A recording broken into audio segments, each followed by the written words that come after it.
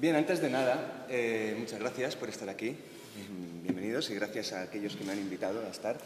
Quisiera romper una lanza para empezar respecto a mi faceta de teatrero. A mí me gusta mucho la palabra teatrero porque al final en la práctica teatral uno hace de todo. Dirige, actúa, pone un foco y a veces pega carteles y lo que haya que hacer, ¿no? Entonces teatrero lo define más. Pues bien, creo que en este tipo de seminarios y jornadas, yo lo he dicho desde un principio, generalmente se invita a artistas de toda índole que a mí me parece siempre que no son de toda índole, porque los que nos dedicamos a las artes escénicas solemos ser los más olvidados, realmente, ¿no? Lo que se llama las bellas artes, pintura, arquitectura y escultura, suelen ser la representación epónima de los artistas y luego pues toda la serie de escritores, sea de ensayo, narrativa o poesía, pues también acuden con frecuencia a este tipo de jornadas.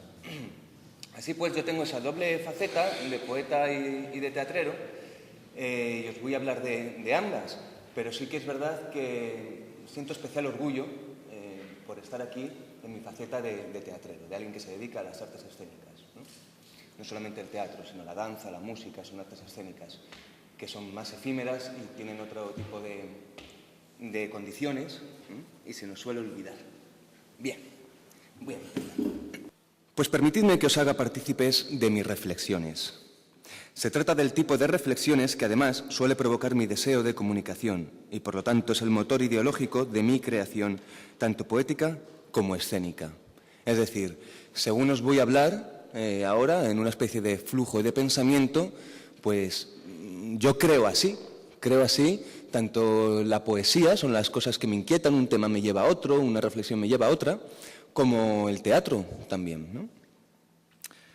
Os pondré un ejemplo actual. Si bien tuve un tiempo en que me obsesioné con la figura mitológica de Horus Hermes, señor de la escritura y los caminos, evidentemente obsesionarse con la figura de Hermes pues quizás era una etapa en la cual uno todavía pensaba en los estros y las, digamos, las hadas de la inspiración, ¿no?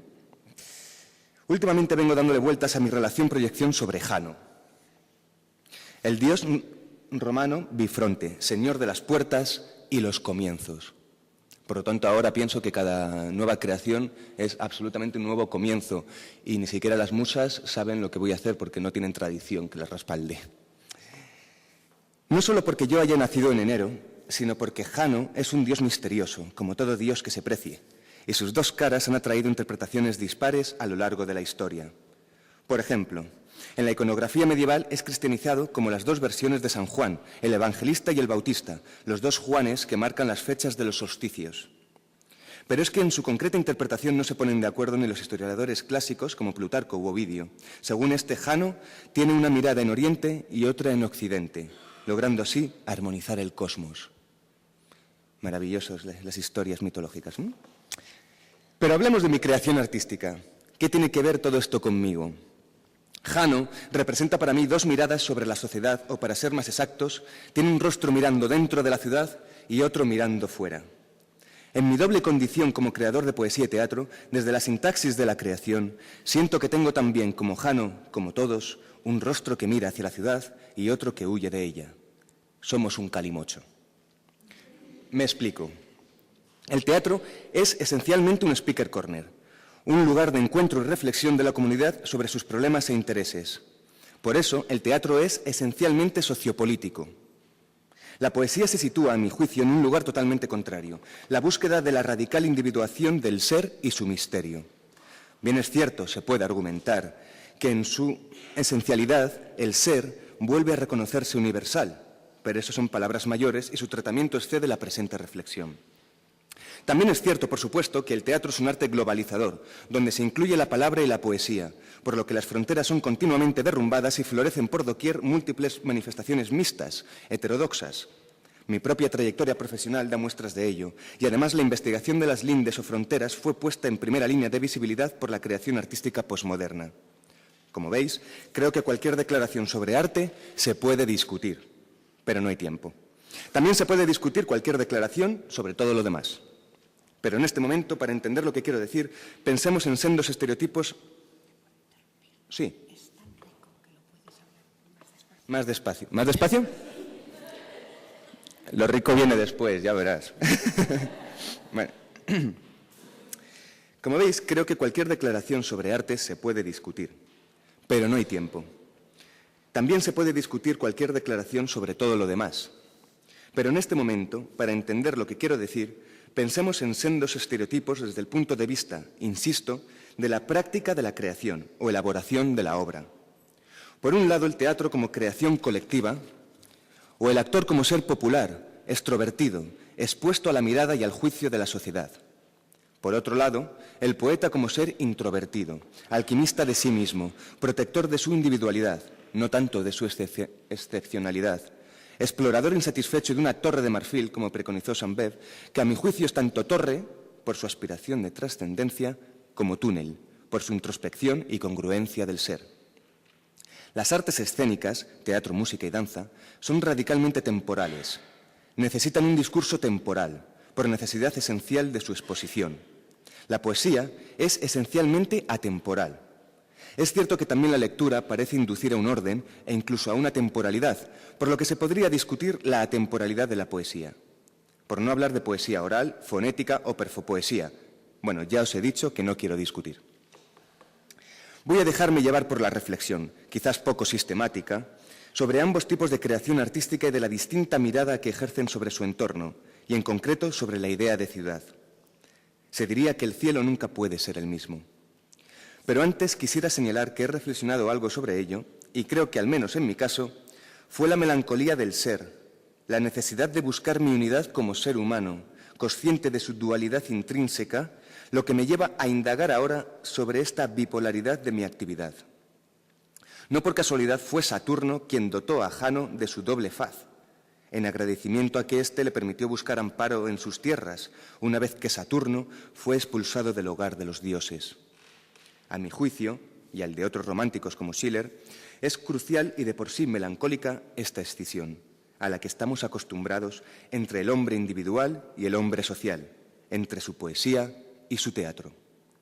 ¿Pero realmente es cierta dicha escisión en el hombre? Empecemos por el teatro. El nacimiento del teatro siempre ha venido, como es lógico, de la mano del nacimiento de la polis, de la ciudad. De hecho, ha sido central su misma ubicación dentro de la ciudad. Central y prioritaria, al lado de los estamentos políticos y religiosos, al lado del ayuntamiento y de la iglesia, por así decir. Pero en vez de ser un lugar de autoridad y dominación, el teatro siempre fue un templo de litigación y catarsis, de comprensión y liberación. El teatro es el lugar donde la comunidad expone sus interrogantes, pero además se expone a sí misma como comunidad.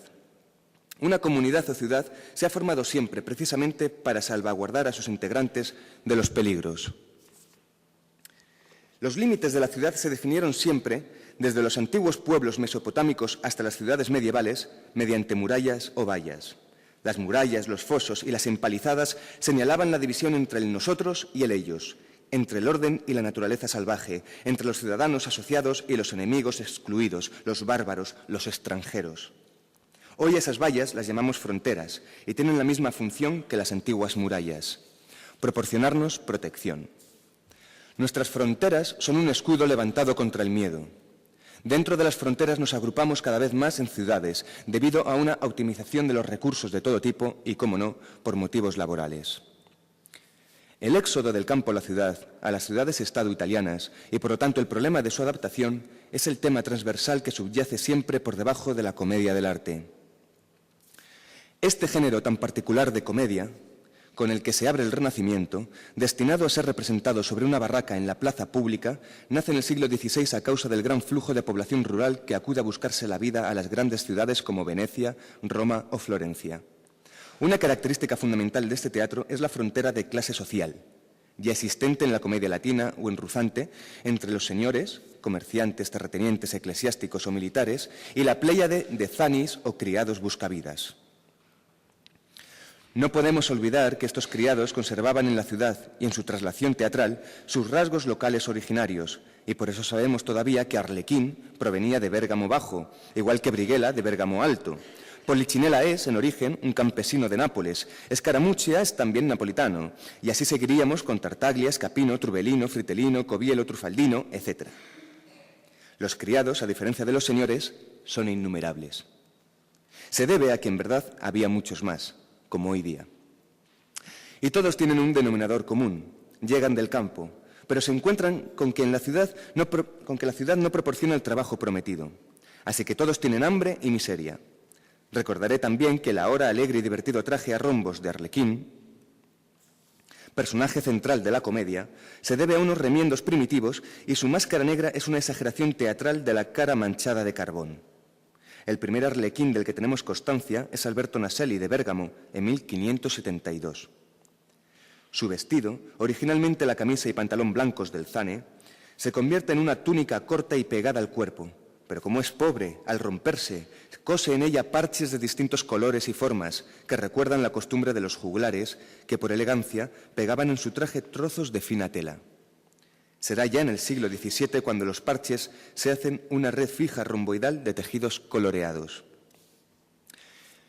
Si me entretengo tanto con la comedia del arte es porque se trata del género más influyente y longevo del teatro occidental.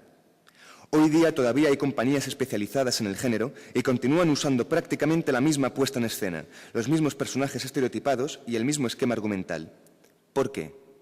Me atrevo a decir que no se debe solo a arqueología teatral, sino porque Europa continúa teniendo en sus migraciones y en su mestizaje cultural uno de sus mayores retos. El último arlequín de la compañía Animalario no venía de Bérgamo, sino de África y en patera. Se llamaba Argelino, servidor de dos patrones. Yo mismo he trabajado bajo la dirección de José Piris en una obra de comedia llamada Contrato Contrasto, y como director he montado La criada amorosa de Goldoni, donde la ciudad es la protagonista principal. Una ciudad con casas sin paredes, donde todo se ve o todo se escucha. Una ciudad que transcurre en la ciudad de Verona, muy parecida a nuestra Segovia. Pero ni la Verona de entonces ni la Segovia de hoy responden a mi concepto de ciudad. Por ejemplo, respecto al anonimato. Las ciudades proporcionan anonimato a sus habitantes, de modo que siempre han sido lugares en los que personas extrañas conviven en cercanía sin dejar de ser extrañas las unas para las otras.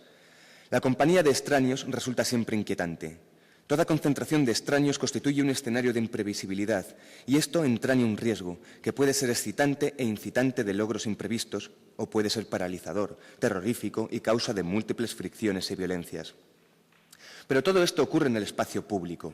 Los policías, los sin papeles, los inmigrantes de tercera generación, etc., conviven en el espacio público y tienen muy distinta percepción de este. El cielo no es el mismo para cada uno de ellos. El espacio es público en cuanto se permite el acceso sin ninguna discriminación previa. No se requieren pases ni se registra a quien entra ni a quien sale. La presencia de un espacio público es, pues, anónima y, por consiguiente, es inevitable que quienes estén presentes en ese espacio tiendan a ser extraños entre sí y lo sean también para las personas a cuyo cargo está dicho espacio. Los espacios públicos son lugares en los que los extraños coinciden. Constituyen, por tanto, compendios y versiones condensadas de los rasgos definitorios de la vida urbana. Les muestro una imagen de Sois todos unos obscenos, un montaje mío donde precisamente reflexionaba sobre las restricciones del espacio público. Como vemos en la imagen, toda la escenografía era el banco de un parque público, donde se encuentran inesperadamente dos exhibicionistas. Además, en la obra se apostaba claramente por la conciliación de nuestro yo personal, representado en la figura de Freud, el que está arrodillado con pelo blanco, y nuestro yo social, representado por Marx, el otro que está con el periódico. Es en esos espacios públicos donde la vida urbana y todo aquello que la diferencia de otras formas de unión humana alcanza su máxima expresión. Tanto es así que en nuestro mundo cada vez más urbanizado, la plaza pública pasa a ser el ejemplo más notorio de vida humana, el epónimo sustancial de nuestro mundo. Y es precisamente la gestión de la plaza pública una cuestión aún no resuelta con satisfacción en nuestra sociedad urbana. Litigios de actualidad son las leyes sobre el tabaco, la bebida en la calle, el ruido, las manifestaciones reivindicativas o, lo que aún es más grave, la indigencia y el decoro de su visibilidad. La música y el teatro en la calle tienen el mismo problema. No se puede acampar en la calle. En la estación de tren de Estocolmo, por ejemplo, han quitado los bancos donde era habitual ver dormir a indigentes. A mí mismo, en Milán, me despertaron a porrazos. En España hay leyes que prohíben montar en bicicleta en la vía pública e incluso correr. La llamada resistencia pasiva tiene ahora pena de cárcel. Todo ello son ejemplos de gestión del espacio público en base a la idea de respeto y, sobre todo, la idea de seguridad, porque es la seguridad una de nuestras grandes obsesiones como sociedad. Podríamos incluso decir que el peligro que antes se percibía fuera de las murallas, ahora lo sentimos en el corazón mismo de la ciudad. Los amigos, los enemigos y sobre todo los extraños, esos seres esquivos y misteriosos que tan pronto pueden ser amigos como enemigos nuestros, se mezclan actualmente en las calles de la ciudad y las comparten codo con codo. La guerra contra la inseguridad, los peligros y los riesgos se libra ahora en el interior de la ciudad. Cuanto más dinero tienes, más inseguridad sientes. Por eso, quien puede pagárselo aumenta sus murallas. Proliferan las zonas residenciales o empresariales restringidas. Aumentan hasta el paroxismo las cámaras y las alarmas. Como sabemos, las empresas privadas de vigilancia y seguridad se han hecho tan grandes que han llegado a colaborar o sustituir a ejércitos nacionales en zonas de conflicto. Hoy día, a mi juicio, son los ricos los que voluntariamente se excluyen en guetos, y las murallas de estos señalan de nuevo la vieja y férrea división entre la sociedad de los señores y el mundo de los bárbaros y los pobres, del mismo modo que lo hace la comedia del arte. Pero es que toda la historia del teatro occidental está dividida entre el teatro que sucede dentro del teatro y el teatro que sucede fuera. Entre un teatro culto, antaño llamado palaciego y ahora llamado burgués, donde acuden los ciudadanos de bien, que tienen poder adquisitivo para pagar su entrada y a los que se les presupone un nivel cultural. Y el otro teatro, que no requiere ni una cosa ni otra, que es popular y por eso no tiene un recinto privativo, sino que se da en la calle, dependiente de las inclemencias del tiempo, o que con los años se ha buscado subterfugios para resguardarse del mismo, como puede ser la carpa del circo, los cafés o cabarets. Alguien podría pensar, por ser nuestro manantial teatral, en Grecia. Es cierto que el teatro en Grecia era gratuito y obligatorio para todos los ciudadanos, pero invito a ese alguien a que reflexione sobre quiénes eran ya los ciudadanos. Aquellos que no habían nacido fuera de la polis, aquellos que no eran niños, aquellos que no eran metecos, aquellos que no eran esclavos y aquellos que no eran mujeres. La consideración de todos estos como ciudadanos y su permiso para asistir al teatro es discutido todavía hoy a falta de concreción documental. Pero sí sabemos que al tiempo que la época clásica del teatro greco-romano nació también su respectivo teatro popular, mucho más ladino para conservarse y por lo tanto de ser estudiado por la posteridad. Había populares comedias atelanas, las danzas córdax, las compañías falóperas, los enfarinados, etc. Y aquellas manifestaciones del arte de dar saltos que fueron llamadas saltatio, por razón de Saltus de Arcadia, que fueron el origen de los saltimbanquis y un eslabón fundamental de la historia del teatro pantomímico y gestual. Todas estas manifestaciones teatrales se daban en la calle. Casi nada ha cambiado con los siglos. Ahora la ciudadanía la otorga la profundidad de los bolsillos. Cuando vean en Titirimundi a Caspere, la imagen de Caspere es de un montaje mío, a Punch o a nuestro Cristobalito, sabrán que están en un espacio público y que todos ellos son personajes derivados de Polichinela, un famoso zane de la comedia del arte. Para que vean mi interés por todo tipo de teatro popular, mi compañía lleva precisamente el nombre de Saltatium, en homenaje a los Saltatium. Y tiene el espíritu de saltar del teatro culto al callejero, del café-teatro a los títeres, etc. Muy posmoderno eso también. Para mí es importante recordar que gran parte del teatro ha luchado siempre por enclavarse en la plaza pública. Un teatro más directo, más descarado y grosero, más espontáneo e improvisado, más interactivo y dialogante, pero también más efímero, inestable y olvidado. Sin la censura del gran teatro, pero también desamparado ante la ley de los patricios. La intrahistoria del teatro se jalona también con la persecución de este teatro indigente, como fue la expulsión de los cómicos italianos en la Francia de 1697. Hoy día vivimos también la persecución de los café-teatros, de la música y teatro callejeros, salvo aquellos que tienen el amparo o la licencia de la Administración, es decir, un acuerdo económico con esta. La manifestación artística que no tenga un acuerdo tal con la Administración será inmediatamente perseguida u ocultada, no solo por un tema económico, sino también ideológico, porque lo que escapa a su control tiene siempre encima la sospecha de la disidencia y la disidencia provoca inseguridad. La inseguridad genera temor, y volviendo a la ciudad, no es de extrañar que la guerra contra la inseguridad figure en un lugar preponderante en la lista de prioridades tanto del legislador como del urbanista. El problema, no obstante, es que cuando desaparece la inseguridad, también están condenadas a desaparecer de las calles de la ciudad la espontaneidad, la flexibilidad, la capacidad para sorprender y la promesa de aventuras, que son algunos de los principales atractivos de la vida urbana. O en palabras del reputado sociólogo Zygmunt Bauman, la alternativa a la inseguridad no es el paraíso de la tranquilidad, sino el infierno del aburrimiento. ¿Es posible vencer al miedo y al mismo tiempo escapar al tedio? Los espacios públicos son lugares en los que se descubren, se aprenden y se practican continuamente las maneras y los medios de la vida urbana. Los lugares públicos son sitios donde el futuro de la vida urbana se está decidiendo en este mismo momento. La tendencia a retirarse de los espacios públicos hacia islas de uniformidad, las torres de marfil cada vez más fortificadas de los domicilios o los recintos privados de negocios, se convierte con el tiempo en el mayor obstáculo a la convivencia con la diferencia, porque hace que las aptitudes para el diálogo y la negociación languidezcan y se acaben perdiendo. La exposición a la diferencia es la que con el tiempo se convierte en el factor principal de una convivencia feliz, porque hace que en ese caso sean las raíces urbanas del miedo las que se consuman y se apaguen. Comparto el llamamiento que hizo el arquitecto Jonathan Manning a que se produzca un cambio y dejemos de centrarnos en el diseño de espacios privados para dedicarnos al diseño de un ámbito público más amplio que resulte utilizable y estimulante al mismo tiempo. Un ámbito público que debe servir para toda una variedad de usos alternativos y para actuar como catalizador de, y no como obstáculo para, la interacción humana. En las mimbres del espacio público ha estado siempre el teatro, especialmente el teatro no sometido. Es fundamental que seamos capaces de enfrentarnos a nuestros miedos, no con la estrechez de miras de un panóptico, sino con el utópico afán de empatía y diálogo del teatro, entendido este como el lugar de compartición de los conflictos y miedos comunes. Esa es la labor catártica del teatro que ha dado miedo a todos los legisladores. El primer legislador estético fue Platón. Fue él el primero en atreverse a dar unas normas inductivas al arte, cuando el resto se conformaron con teorías estéticas deductivas.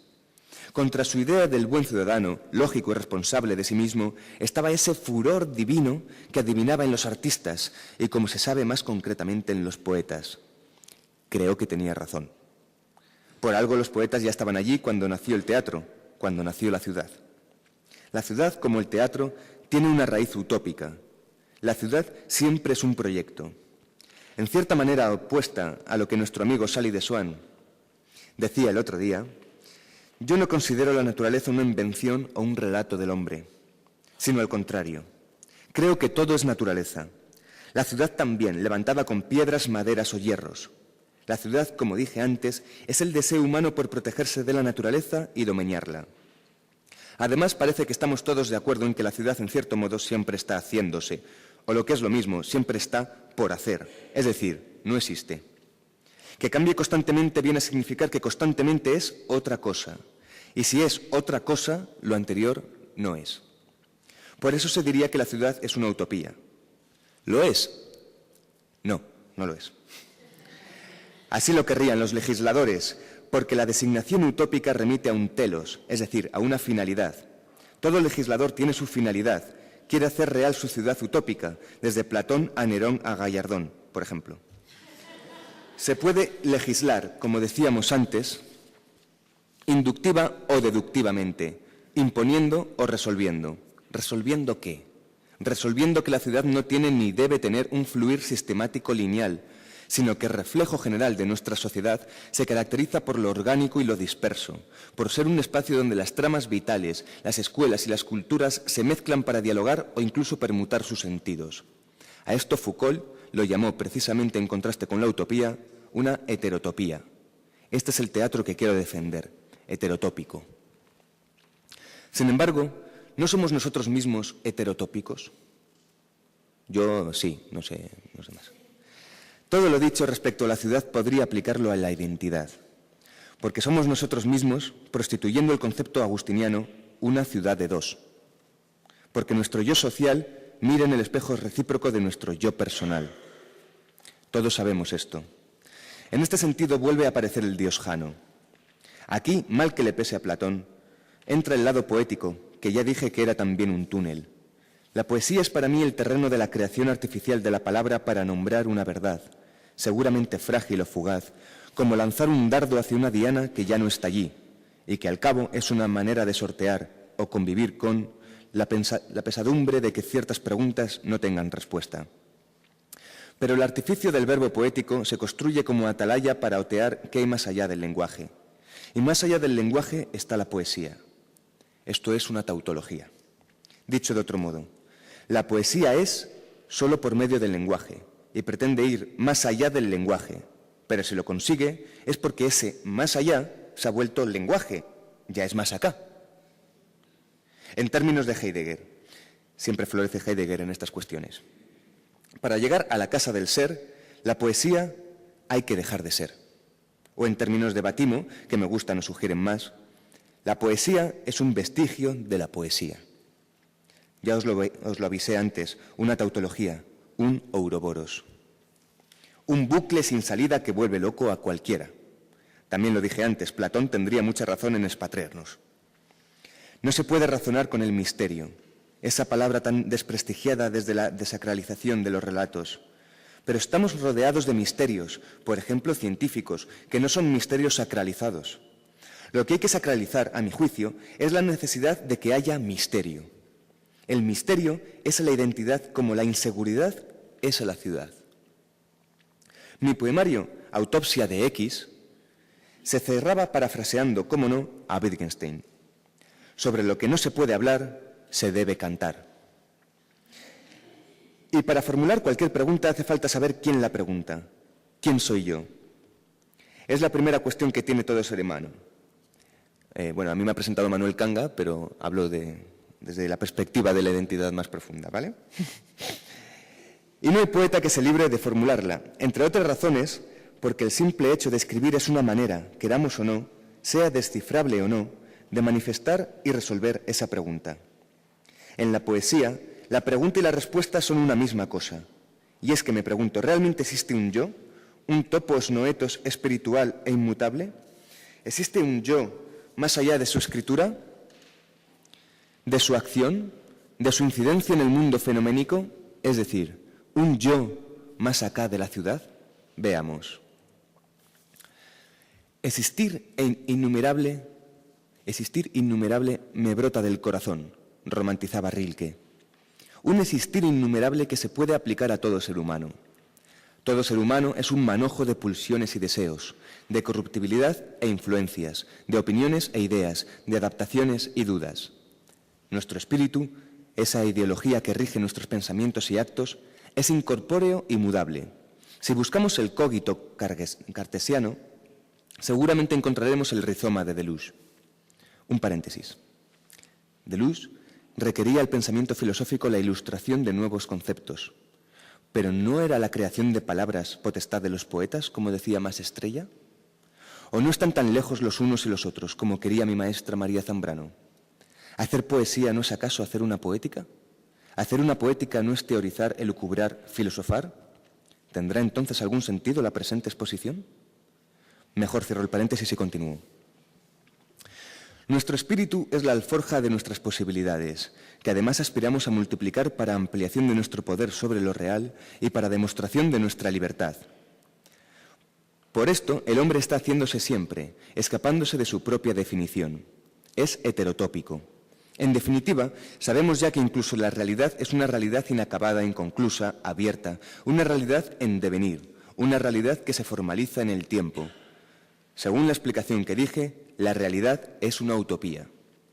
Cualquier manifestación de la realidad es una versión de esta, es un relato.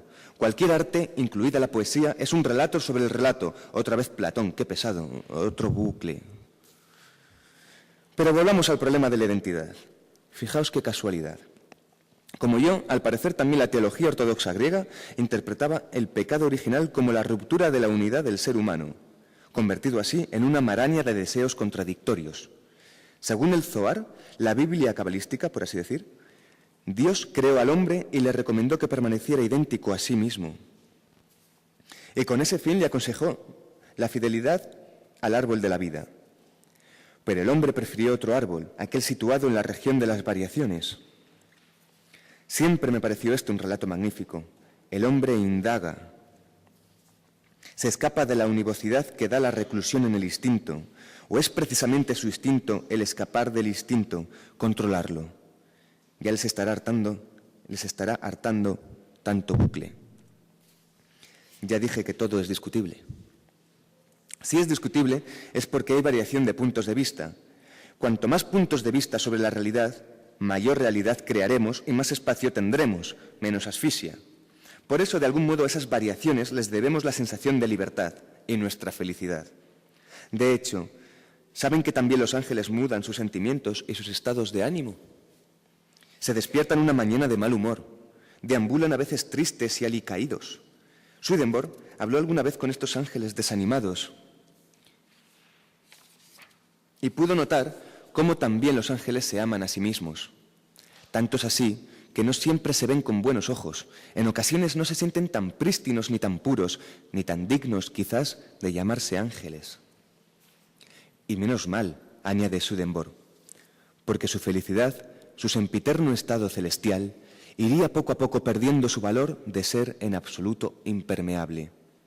Podemos concebir la beatitud con espacios de tristeza, pero jamás como una incorruptible eternidad de aburrimiento. ¿No fue acusado Cristo por alegar que era un ser unitario, no escindido, puro e inocente, que atrae sobre sí el poder terrible del destino? Mi admirado filósofo Eugenio Trías afirma que hay una experiencia más profunda de redención que la beatitud cristiana. La redención de saber que todos somos culpables, que no hay nadie inocente, que toda visión es limitada y fragmentada, que nadie goza de una verdad total y absoluta. Parecen unas palabras en clave política. ¿Qué dice el psicoanálisis? Pues también Freud, al considerar la sociedad como un pacto de los asesinos del padre, la unidad, está aparejando el sentimiento de fraternidad con el complejo de culpabilidad. Donde más hermanos somos unos de otros es en la complicidad mutua de sabernos culpables. Somos culpables por nuestra propia individualización, por habitar la región de las variaciones, culpables por ser un ser que abarca todos los seres. E incluso un místico como Rumi, experto en hierofanías, es decir, en la plenitud o regreso del ser a su origen unitario, reconoce que la búsqueda de la identidad es rastrear el vacío por un baile de máscaras. De estos 2000 yoes y nosotros, me pregunto, ¿cuál soy yo? Este tema de la identidad es recurrente y recursivo en mi obra poética. Creo que ha llegado el momento de ponerles un ejemplo. El siguiente poema es inédito, no lo copien, y creo que viene al pelo. Se diría que somos el objeto de un asedio. Sin embargo, aquí dentro no hay nada, y el vacío es el único asedio que nos cerca. Se diría que nosotros somos el asedio sin objeto. Se diría, si hubiese alguno fuera, que dijera. Si entiendo... Sin foco, ahí no veo nada, miro para allá, pero veo la sombra, por eso miro aquí. Si entiendo, aunque también entiendo lo contrario, que la poesía ha de hablarle al hombre con palabras de hombre, ¿cómo no iba a ser sincero con mi propia multiplicidad? Declaro solemnemente que mi obra poética está escrita desde la región de las variaciones, que elude con alevosía la estabilidad de un estilo, la defensa de una idea única, de un solo estado de ánimo o de una forma que sea formol al fluir innumerable del corazón rilkeniano. Mis poemarios son mudables, inestables, en las antípodas de todo dogmatismo. Es la herencia de Lyotard y los posmodernos, de la que no puedo ni quiero sustraerme. Por eso siempre recojo como mi propio lema délfico las palabras de John Berger. Nunca más volverá a contarse una historia como si fuera la única. Si el teatro será siempre la obra de arte total, como quería Wagner, donde confluyen o pueden confluir todas las artes, la poesía lo es conceptualmente, se nutre de todas las ciudades del conocimiento. Para mí, un poemario es una obra de arte total, una ciudad que abarca estilos, tonos, influencias muy diversas, una ciudad abierta, heterotópica. Su labor consiste precisamente en recomponer los pedazos esparcidos del hombre para dar una creación idealmente e imposiblemente unitaria de su identidad. Como la identidad no existe, sino que es un fluir heraclitiano, un ser en el tiempo, un poemario recoge entre las murallas de su comienzo y su final una fotografía de un ser ya inexistente, un vestigio de mí que se define como si fuera una tradición sobre mí mismo. A la tradición solo le sobra una letra para ser una traición. En el mismo momento que escribo, ya soy otro. Paso a ser inmediatamente un lector más. Una tradición o hermenéutica de mí mismo, pero nunca yo mismo, porque el yo se escapa. En este sentido es como entiendo que la poesía es un exorcismo. En la multiplicidad se asume la falta de unidad, como en la elección se asumen las posibilidades desechadas. Tampoco habría en realidad un principio ni un final, sino que los poemarios anteriores y los siguientes no están escritos. Los poemas anteriores y los siguientes tampoco están escritos. De hecho, estos siempre son los mejores. Cada poemario genera, por así decirlo, su propia ciudad, y al modo de las fabulosas mónadas leibnizianas, cada poema es una ciudad y su conjunto es también la expresión total y acabada de una única ciudad, mi identidad, que a la par es universal, como es universal su fluir. Es la misma idea de los fractales. Ya estamos con los bucles. Pero, como digo, está sumergida la culpabilidad de la inevitable elección. Esta ciudad única no puede olvidar que hay otras ciudades. La originaria elección temática, tonal, etc., del poeta es expresión de su sinceridad, de su desnudamiento personal como individuo. Pero seguro que como individuo posee otras ciudades, que por el motivo que fuere no caben en esta, no tienen cabida en un poemario concreto. Toda ciudad, lo dije al comienzo, para ser tal, tiene que tener límites, fronteras. Las fronteras son la esencia de las ciudades, las cárceles y los paraísos. Y también de la ciudad poemario. Quizás por eso a mí los poemas que más me cuestan son el primero y el último. Defendemos nuestra individualidad, pero anhelamos la unidad. Lo queremos todo. Por eso el artista, desde su personalidad más concreta, se venga o se burla simbólicamente de su escisión mediante el reflejo de sí en una obra de arte total, lo cual no deja de evidenciar, paradójicamente, su irreprimible sentimiento de culpabilidad, su deseo de identidad. Los neurólogos tampoco saben cómo ni dónde se produce la conciencia de sí, la identidad. No lo saben todavía, aunque lo tienen como objetivo últimamente. Uno de ellos, Jean-Didier Vicent, en su libro Biología de las Pasiones, nos dice que todos los deseos tienen su origen en la percepción de un déficit. Como diría Sartre, en la conciencia de falta. Nos sentimos culpables de esa falta. Es una culpabilidad incontestable del hombre moderno, una de sus características más definitorias. Tal vez tenga razón Nietzsche y hacemos arte para no morir de esta verdad.